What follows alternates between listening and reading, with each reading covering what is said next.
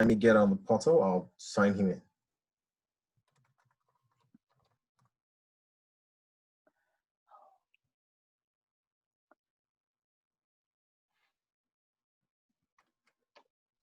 Good morning, everyone, or good afternoon. It's a new day already. Welcome to our May's edition of the Committee of Practice.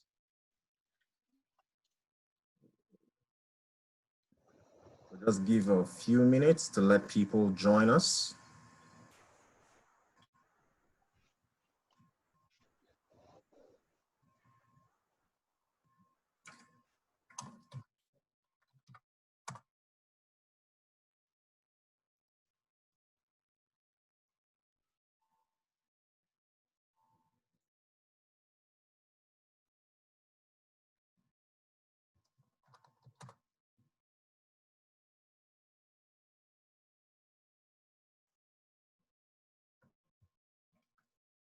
All right, good morning. Can you hear me? Is my audio good?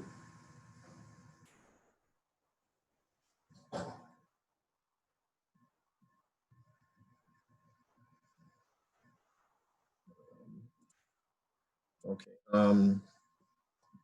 Welcome to our May's edition of the Committee of Practice meeting. To kick off this meeting, I'll just lay off a couple of ground rules. I'm sure some of you can hear me, but right now, every one of us is on mute. We've been put on mute right now for this period. When we commence the meeting and then after the session of presentation, we'll be given the opportunity to unmute our microphones and then contribute to the session. In the meantime, if you have your comments or questions, please feel free to make use of the chat box. And when the time comes, we would unmute, we would read out those questions to the attendees. Today, we'll be looking at the topic project management, the new norm. And to take us through this session is our facilitator, Grime Morgan. Grime Morgan is a certified project manager with over 17 years of experience delivering IT projects for Schlumberger across North America. He also supports IT technical infrastructure projects, including deployment and decommissioning of multiple sites through mergers, acquisitions, and divestitures. Grime is currently located in Grand Prairie, Alberta, and supports the company use a database throughout northern Alberta and northeast British Columbia.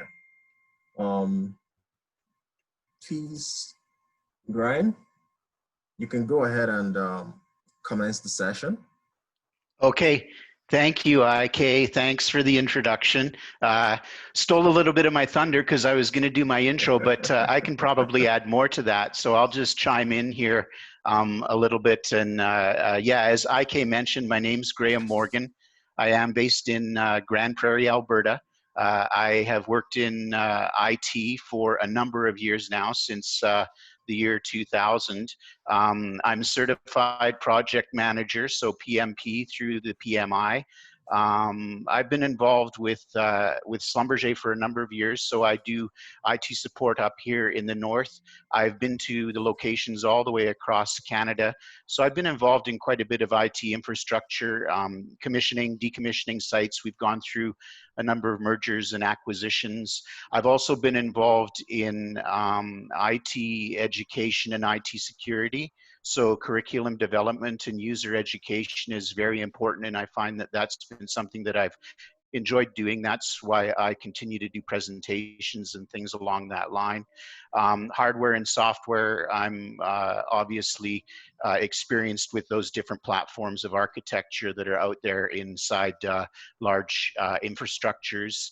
And as well, I am currently working on my CISSP, which is a certification from ISC Squared, hoping to write that test shortly. So that gives you a bit of an idea of myself and my background. I'm going to share out my screen here, and so that we can get into the presentation that I put together for us today. It's called Project Management, Working in the New Normal. I'll share out my screen and we can get into things. So the first slide that I have up here is a bit of an initiative that we've undertaken this year within the company. We do a little bit of a cyber moment at our presentations. So today we'll just touch on malvertising. So what is malvertising? You may have heard or seen it in the past when you've been browsing around the web. It can be located on any website. It uses what appears to be legitimate online advertising in order to distribute malware and other threats with little to no user interaction required. This cyber moment helps provide some information about malvertising and recommendations on preventing it. So what happens when you do get infected with this? Well, you've probably visited a sketchy website or a website that hasn't been patched properly, something along that line. When an advertisement loads in the browser, the malware will exploit unpatched vulnerabilities in the browser or perhaps associated applications or plugins. Java and Flash are particularly susceptible because they've been hacked in the past in terms of their coding. And again, it can happen simply by visiting sketchy websites using compromised advertisements. Some of the things you can do to prevent about this, prevent malvertising, is keeping your devices as well as your applications and your web browsers updated. So make sure that you're updating any software or browsers or plugins that you have for those. An ad blocker could be something that you might use. It can filter and block out malicious ads, gives another layer of defense against scammers as well.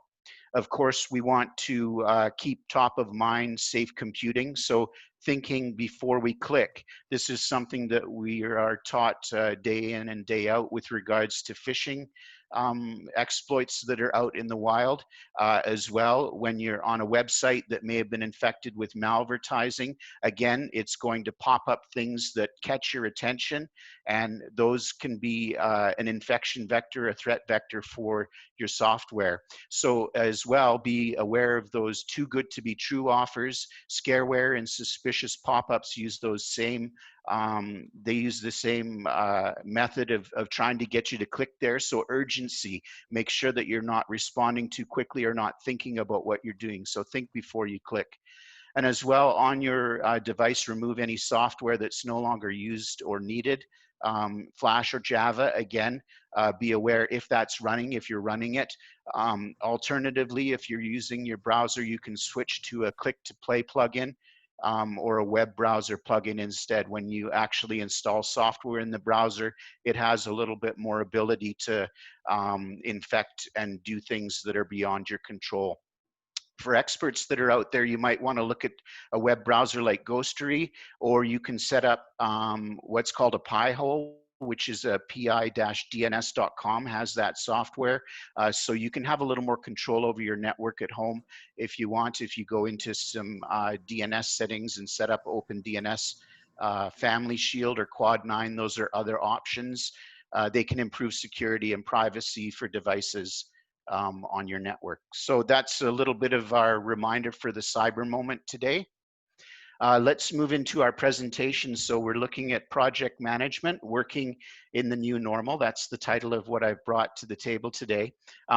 As we head through this year, we've seen a large pandemic, the COVID-19 outbreak. Heading into the new decade, this health emergency has paralyzed the entire world, governments to businesses, right down to communities, families, and individuals.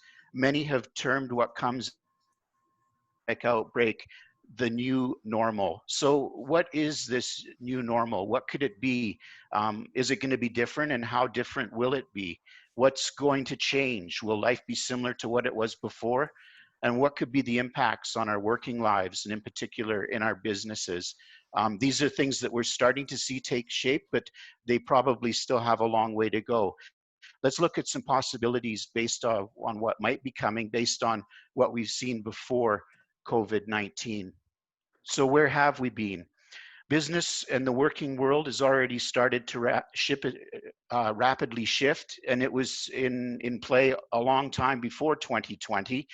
The shift started way back to the 70s and the 80s when we saw the birth of the personal computer. We saw chip development start to take place. Then came development in networking, advances in computer technology and software, development of the internet, and rapid advances in industrial applications. They all triggered a rapid shift in the world economy. As the advances paved way for changes that started and are still relevant today in the working world, we entered the information age, the knowledge economy. So what was the information age? It's still here, but what did it start out as? Well, rather than being based on industrial and physical assets, it's based on intellectual assets. Information, knowledge, and expertise are considered important economic resources in the world now. The World Bank has defined knowledge economies based on 4 different pillars that you'll see there. Institutional structures that provide incentives for entrepreneurship and the use of knowledge. Also the availability of skilled labor and good education. Access to information and communication technology infrastructures are very important to support it. And as well, we see a vibrant innovation landscape that includes academia, the private sector, and civil society, all main pillars in a knowledge economy. Remote work has become a reality with the birth of the internet and through the 1990s. Thanks to mobile technology and readily available internet access, remote work started to evolve. And now teams don't need to be in the same place, as we can see from today's meeting. Next generation workers can live anywhere and they can get a job at a location different than where they live. So as we saw the knowledge economy develop and the information age take over, we've seen all of these changes take place in terms of where we are, how we work, and what we do. I'll call over to IK now, and we have a bit of a poll question. So if you can bring up that first poll question, IK. All right, I'm doing that right away. Okay, sounds good. So question that I'd like people to answer here is, what is the gig economy? This is something that came along after the knowledge and information age. So we'll give you a few seconds there to make a vote.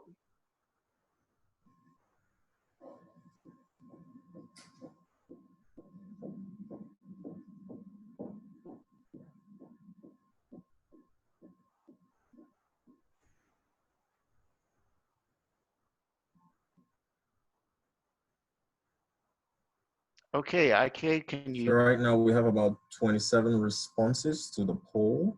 Okay. Yes, so I'll just give probably another 5 seconds and then end the poll here. Sure. Shortly. Okay, I'm ending the poll right now. Okay. So we have published the results. We have 41% think a gig economy is an economy based on part-time work. We have 1%, 3% that says an economy based on measurements, and then we have 55%, a larger populace saying an economy based on technology is a gig economy. Okay, great. Well, those are interesting answers. The actual answer specifically for this is an economy based on part-time work. So the reason that I wanted to ask that question was that I wasn't exactly sure, and I guess you could say that it's based on technology as well, but primarily the gig economy is named after part-time work.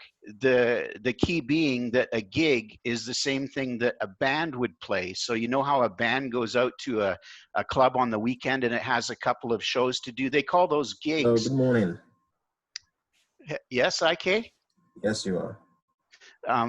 So yeah, they're based on gigs, and that's where the name gig economy comes from. So technology has enabled the gig economy, but in essence, the name of it is based after that. So it's a term that captures the idea of short-term work that offers flexibility with regard to work hours. The phrase gig economy was coined at the height of the financial crisis, which dates back to 2009. People who were unemployed made a living by gigging. So they were working several part-time jobs where they could. And it's not a new concept, the gig economy. Prior to industrialization in the 19th century, again, at that point, people worked multiple jobs, piecing together and patching together a living. Flexible and task-based work existed in the past, but it has evolved. So it's a way of working that's based on people having temporary jobs or doing separate pieces of work, each paid separately rather than working for a single employer or at a single employment job. Gig workers are often referred to as independent contractors, freelancers, or self-employed workers. Technology has revolutionized and enabled the gig economy to grow exponentially to the tune of over $1 trillion with millions of participants now. Today, people have more options, they have better platforms and different technologies to advertise and access this short-term work base. There's 14 million people currently working in the gig economy in the UK, according to McKinsey Global Institute. New businesses that can't afford to hire full-time employees, they rely on gig workers for business administrative support, and digital platforms are connecting independent workers with employers at an increasing rate. So define the gig economy workers would be free agents. They're freelancers who choose to work gigs. They may have high level skills, and that's what they choose to do. So they're freelancers out there, free agents. Casual earners have full-time jobs, but they may be able to bring in some extra cash with gigs. Reluctant gig workers would be those who can't find traditional work.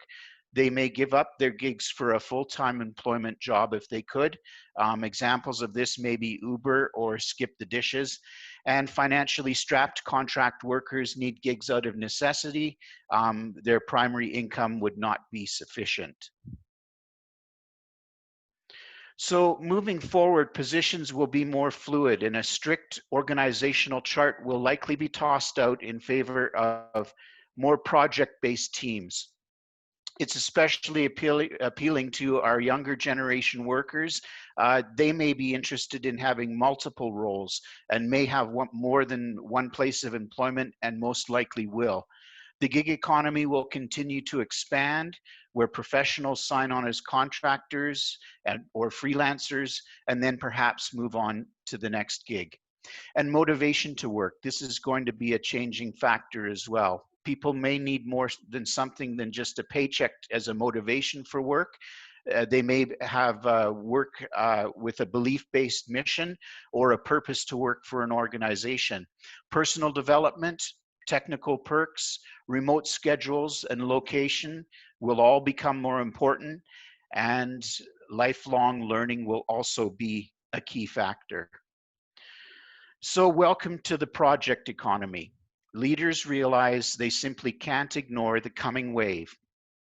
When Project Management Institute, the Pulse, asks senior executives what area they expect to make the most considerable investments over the next 3 to 5 years, here were the top responses. Technology advancements at 49%, and of course digitalization at 44%.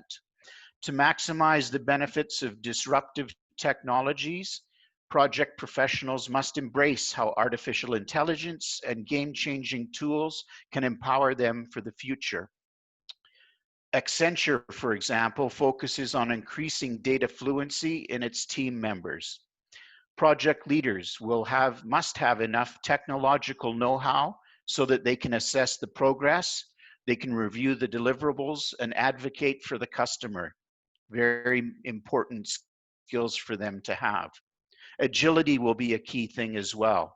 Organizations that can fail fast, meaning that they can realize where their shortcomings are in a quick time period and also pivot to what's next, are going to be best positioned for the future. And we're seeing that take place today, particularly with the shutdown for the last 2 months and how business is going to respond in the next 6 months and even beyond that. Technology teamed with people.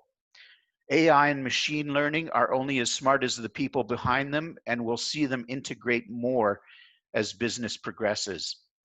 It's a project leader's world.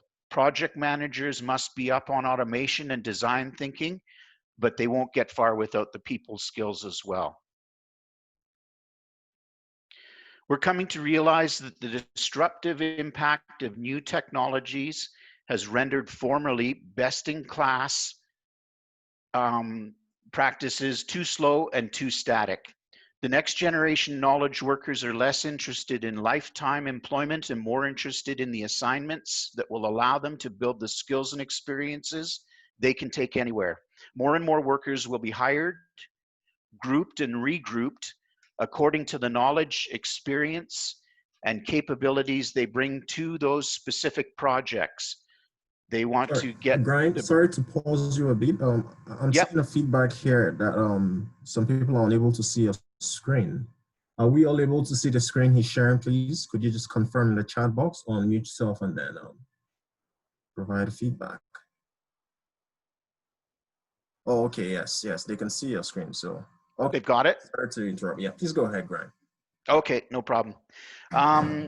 So executives need to start structuring the entire organization around the portfolio of projects that deliver the most value to their stakeholders. They have much more flexibility in terms of how they hire, train, assign, engage, and retain a capable, high-performing workforce. IK, I will send it back to you for poll number 2 and bring up that question there. We'll just get some reflection on continuous change. Yes, I can see it. So the question is, what percentage of senior management is supporting continuous change moving forward? 50%, 72%, or 86%?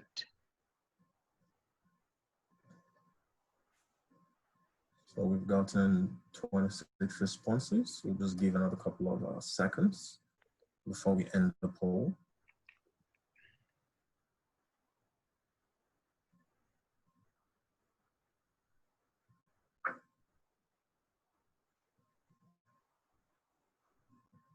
Okay, we have gotten 87% of respondents. So I'll just go ahead and end the poll right now. Okay, what did we have for an answer on that one? So our responses, we have 43% think that senior management is supporting continuous change going forward. Wow. 37% at 72%, and 20% at think 86% is a part of it.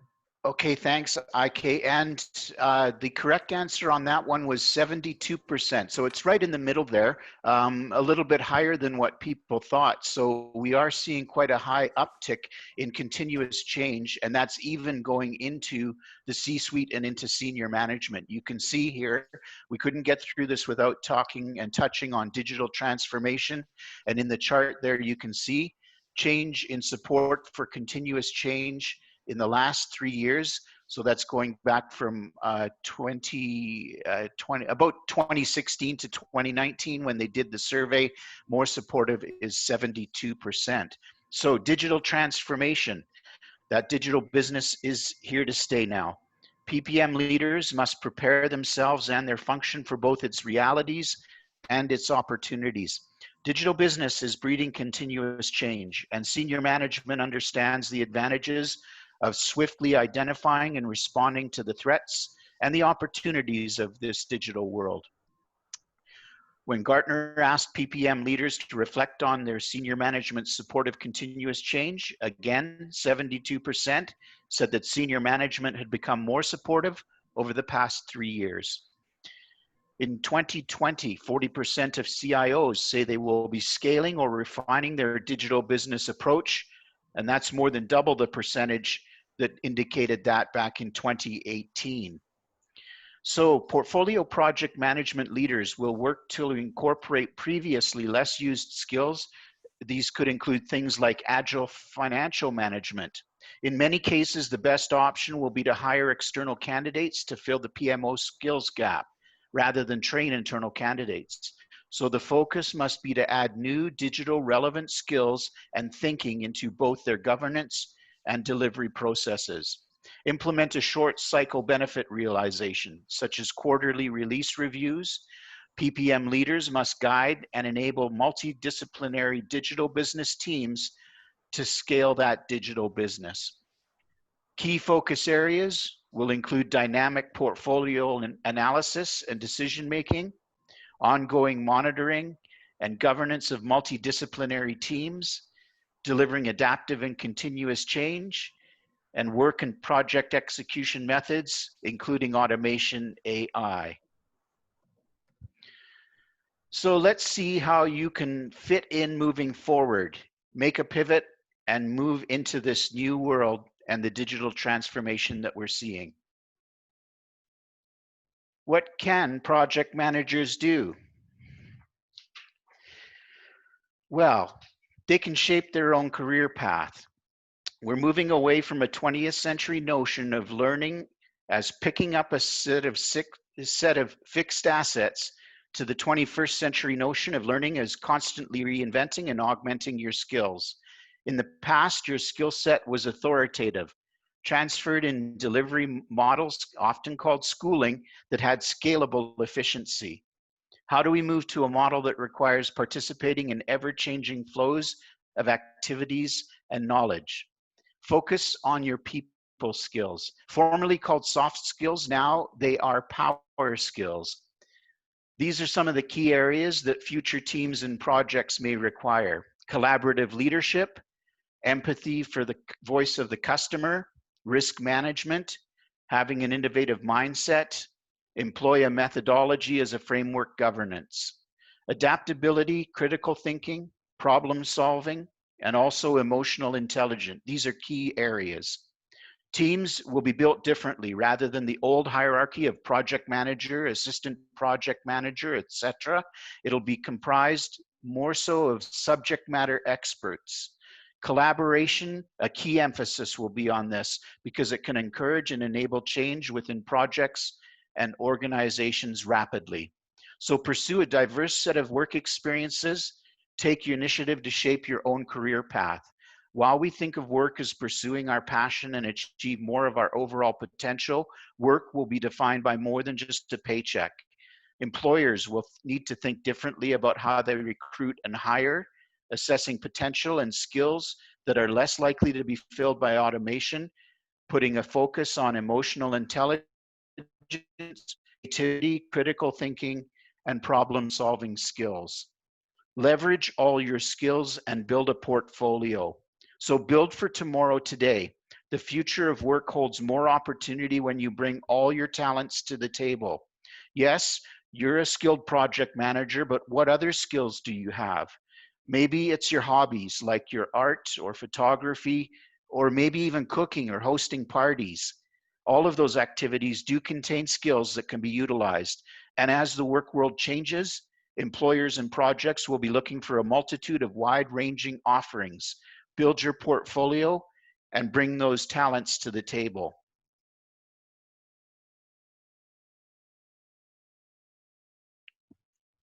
So here are some tools and techniques that we can look at. Let's take a look at portfolio building suggestions using LinkedIn. So some tips: edit your profile and use a professional photo. Use the best one, add a cover photo. Craft a concise, value-centered headline to define who you are in the minds of your prospective clients. Use every field valuable for search results. Don't just list your past jobs. Don't look at it as a CV or a resume. Focus on your accomplishments. Describe your best work that is relevant to your skill and include your volunteer activities. Highlight the kind of work you like most and the kind of work you're looking for in the future. Show why all your projects and team you worked with needed you. In the summary section, be brief and to the point about what you do and what you want. And remember to include the keywords in your summary. These are words that prospective clients or team leads might search when looking for workers and team members. Also use the publishing platform to share educational content or your subject matter expert knowledge. It provides valuable information to your network and elevates your status as an expert. When you're ready, you can move on past that using Wix or Squarespace or About Me. Continue building on your portfolio. And I put together a slide here with some screenshots from an example. So Tony Robbins went to his LinkedIn profile. You can see that there, he's got the right kind of picture in his profile picture, healthy, fresh looking. That's the type of image that Tony likes to project. You can see he's mounted up there in his cover photo, one of his latest philanthropic causes, Double Your Impact, to feed the children. He's using all of the areas that he's got up there to explain his highlights. #1 New York Times best-selling author, strategist, philanthropist, entrepreneur. It looks pretty impressive. It's got a lot of impact. He's using his about areas to give his high impact programs that he's bringing to the table. So priming exercise, you know, it really hits you. You know, he's got a great presence on this website with LinkedIn, using all of the tools that are available. And at the bottom is a little screenshot from his website. As soon as you hit it, up comes a message from Tony Robbins. We are resilient, flexible, and strong beyond imagination. Read the statement. You can click right there. And he's using AI as well in the bottom right-hand corner. As soon as you hit it, the chat box comes up and it says, how can I help you today? Log into Messenger and give you a reply. So he's looking for that feedback from his customers and his customer base right there. So this is how to utilize these tools that we have in front of us. Let's take a look at some more tools and techniques that you can use and learn right here and now today, and it'll empower you going forward. So collaboration. Collaborate with some of the tools out there like Microsoft Teams or perhaps Slack. You can share all your conversations with your team, share your project plans and files, and more. These are valuable applications and software programs that you should be learning about. Also connecting on platforms like right here, we're using Zoom, Google Meets, Blackboard. Those are also applications that will be good in your toolbox. Keep track of your projects and your tasks Kanban style with applications like Trello or Miro. These are valuable as well. And of course, don't forget Microsoft Power Apps. You can develop Microsoft apps and enable digitization with teams and projects that you're working on once you've learned those tools as well. And also keep in mind, you want to do continuous learning. So adopt growth mindset as opposed to a fixed mindset. You want to develop your skills. You want to enhance your toolbox. You also want to be productive. So look at your productivity methods, time management, for example. Manage your time the Pomodoro way. Pomodoro has an application that you can put right in your browser. It's a technique for time management developed back in the late 1980s. It uses a timer to break down work into intervals. So traditionally 25 minutes in length, separated by short breaks. You can adjust that depending on what works for you. Each interval is known as a Pomodoro, from the Italian word for tomato, and that's where we see the kitchen timer comes into play, the tomato-shaped kitchen timer. Also take a look for educational platforms that are out there. There's lots of good ones. For example, there's Pluralsight, which offers a lot of learning content on the web. There's also Degreed, which you can link in and keep track of your educational pace. And as you move forward through your steps, you can see other people, they can follow you. It's kind of like a social, active, interactive learning platform where you can keep track of what you've learned. You can also use Project Management Institute, for example, and they're offering lots of free training now that we've been into the lockdown. So investigate and keep growing, keep learning, keep your skills sharp. So in summary, some of the key takeaways: it's an evolving landscape in work, continual changes here. You also want to keep your skills current as we move through this pandemic and into the new normal after it. Keep in mind your hobbies and your activities count for your skills. Bring them to the table if you're, being interviewed for a job or a position. Make sure they know all of the things that you can do. Mentoring, networking, your leadership and social skills are all very important as well. So those are some of the key takeaways as we move into the new normal. And I'll just highlight some of the things that I'd been reading and taking note of recently. This recommendation here is a book that kind of kicked off my idea for this presentation. It's called Working in the Gig Economy. It's by Thomas Oppong. And you can follow Thomas online. He does a lot of writing, really good for self-help and time management types of articles. And this particular book has a lot of great information in it with regards to workers in this new world that we're working in and that we're going to be working in, which are more gigs and more part-time work, bringing your expertise and talents into teams and moving from project to project. So that's one good book I'd recommend to pick up and check out. Another one that I've been looking at recently is Get Social. This has to do with social media strategies and tactics for leaders. I've been listening to the audiobook. It's I highly recommend it if you want to find out more about the social platforms that are out there and available, how they work, how to use them. And she even has a website set up that's related to this publication, and it gives you the ability to enhance your social media skills. And there's quite a bit to it. So if you're interested in that, go ahead and take a look. It's a good way for you to elevate your status online. And this is a self-help book for mindset, the mindset of success. I've been listening to this audiobook recently, and it's got a lot of great information as well about how a mindset is going to put you in a position to be successful, to learn the things and work on the things that are going to give you the ability to stand out, not only today, but as we move into this new normal in terms of the working and business world. And that's everything I had for today. So I'll open it up. IK, I'll let you read out any questions if there's been any in the chat, because I haven't been looking at that. And if anybody has them, I'm not sure if you want to unmute them, but you can go ahead and do that as well.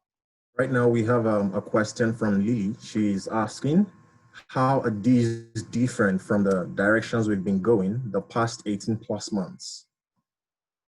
Lily, do you want to throw more light on the question?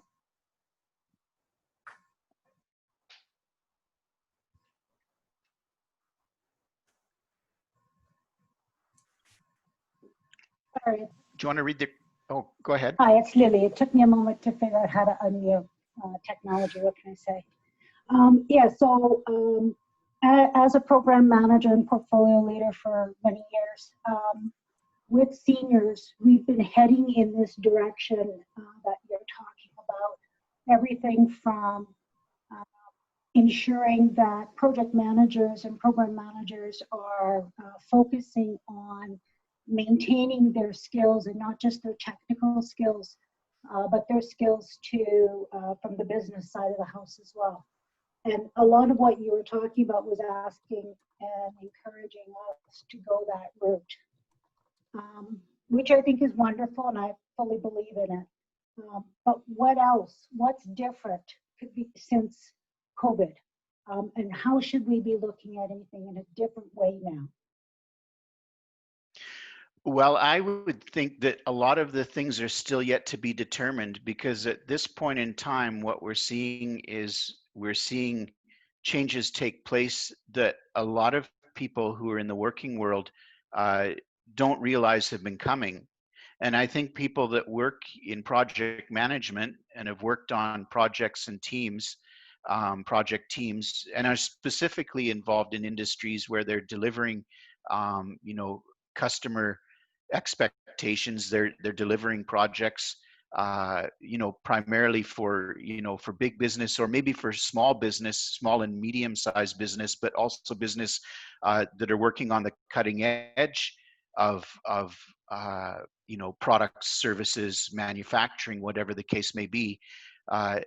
Those who are working in those projects and on those teams know about the rapid change that takes place. But a lot of people that are working in day-to-day jobs, or for example, are not involved in things like higher education and academia functions and areas, they don't know about these changes that are coming. And a lot of the times bureaucracy and institutions, work institutions, are not, they can't pivot and move quickly either.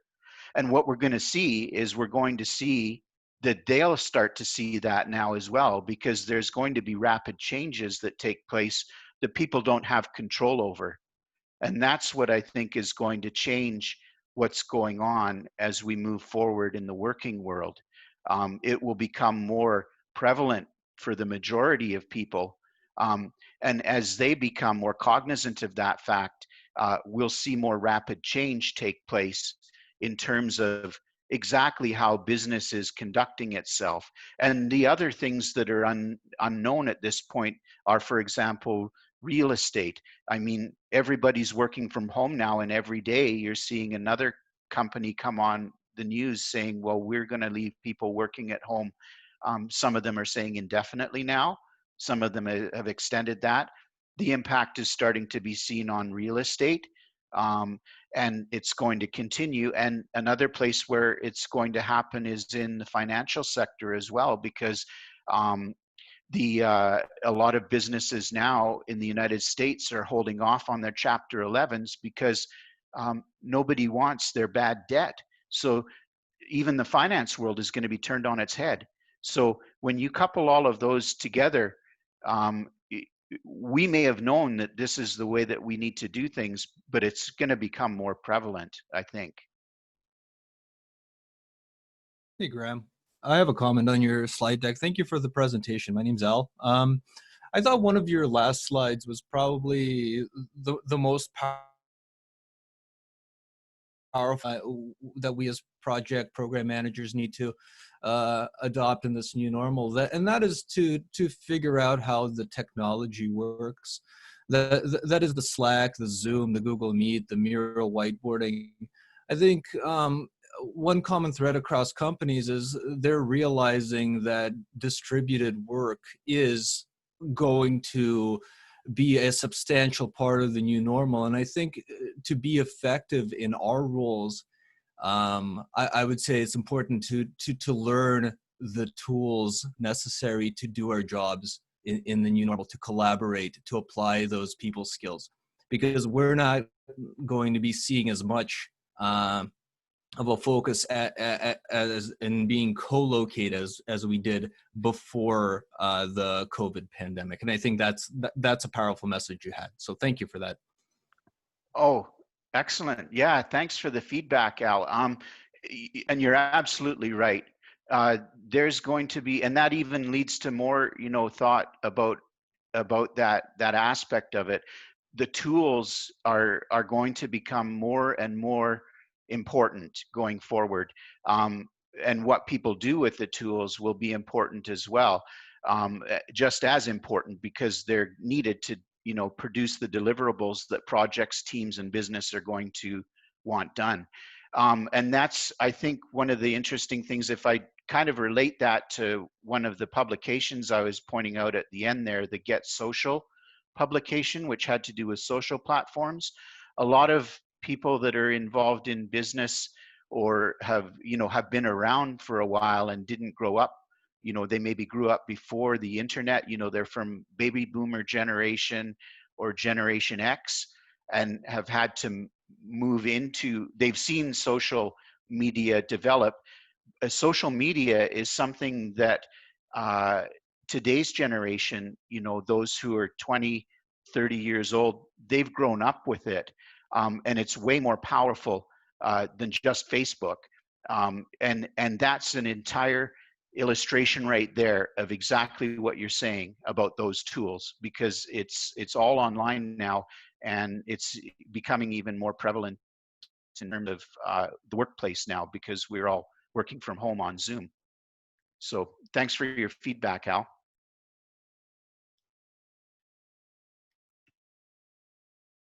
Any more questions? If we have any other questions, you could feel free to either type it in the chat box or unmute yourself and then make your contributions.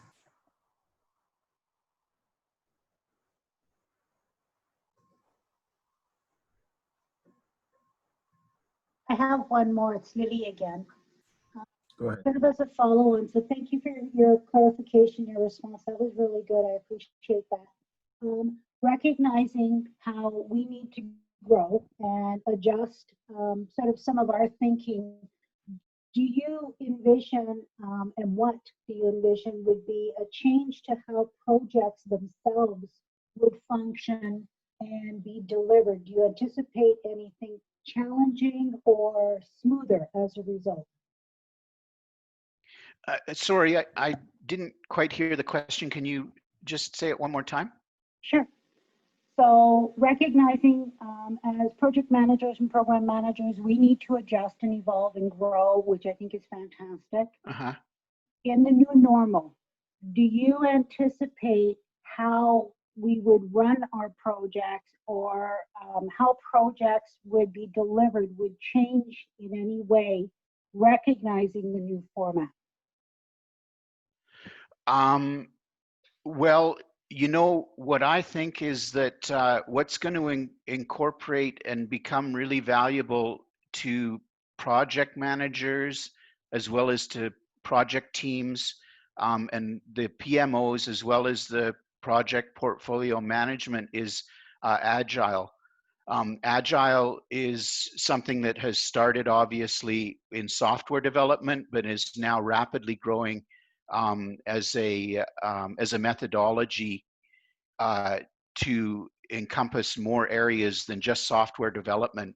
Agile, I think, has a long way to go, because what it offers is the ability to, in essence, to use some of the new catchphrases that are very popular right now. It gives you the ability to pivot very quickly. And one of the other terms that I used in my presentation was fail fast. So the quicker you can find out that something isn't working, the quicker you can pivot, and you can make sure that you either correct it or you go onto a path that is going to enable you to be successful, whatever the outcome is. And if that means, you know, abandonment or whatever the case may be, so be it. But the longer you stay in something, you know, that's it's a battle that's not going to win, the more you lose, right? So agile, I think, is the way things are going, and agile iterative methods of helping teams achieve their deliverables. I think we're going to see that grow, and I think that that's going to be something that becomes valuable. There's just simply no way that you can have things take place and go on forever and ever like they did in the past. Things change too quickly now. So that's the methodology I see coming along to be valuable for uh, project management offices, as well as the portfolios. Thank you. You're welcome. We have a question here with respect to the author of the book about gig economy. If you could share that information. Oh, sure. I'll just go back here and put it up on the screen again. Now, as well, I was going to mention, if anybody wants to reach out to me, I am on LinkedIn. If you reach out and message me or email me, you can reach me through LinkedIn. I can share out this material that I have. I have a couple of, as far as my notes are concerned, I'm going to PDF those and put all of my resources that I used in terms of putting this presentation together, and then there'll be the slides as well. So by all means, reach out to me on LinkedIn if you'd like, and I can get you through the information that I put together.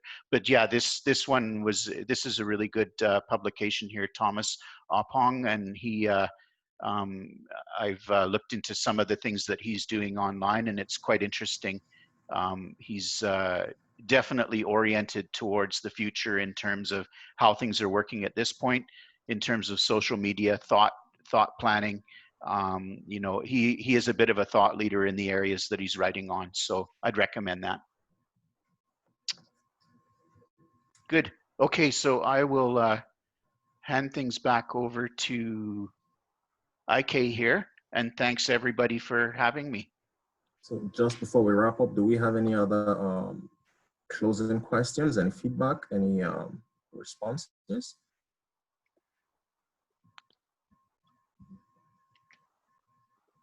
Grammy, there are a couple of comments here from Bode. He says, very informative, thought-provoking, and with great ideas to consider to thrive in this new normal. Thanks.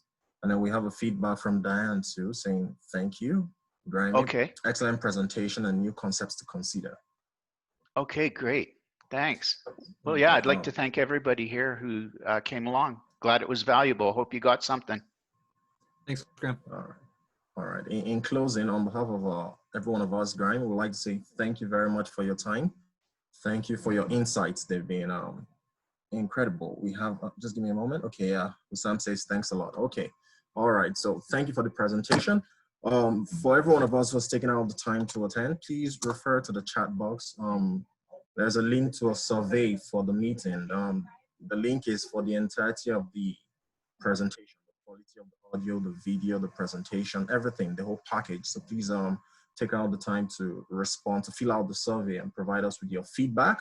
In the survey, if you were unable to give us your PMI membership ID to be able to file in your PDUs on your behalf, we would be able to collate that information from the survey and then file in your PDUs. Also, just to mention, when you're registering, please provide your PMI membership and not your PMP or your other certification IDs. That way we'll be able to link your attendance to your individual accounts. And that way you don't have to do anything manually. Okay, thank you very much once again for attending. I wish us all very best of the day. Take care of yourselves. Thank you very much. Bye.